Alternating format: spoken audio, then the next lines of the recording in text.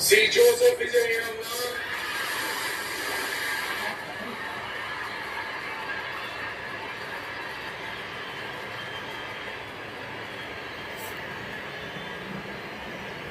சட்டப்படி அமைக்கப்பெற்ற இந்திய அரசியல் அமைப்பின்பால் உண்மையான நம்பிக்கையும் பாராட்டும் கொண்டிருப்பேன் என்றும் இந்திய நாட்டின் ஒப்பில்லாத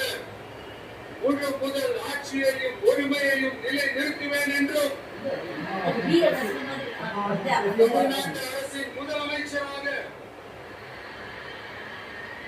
உண்மையாகவும் உளச்சான்றின்படியும்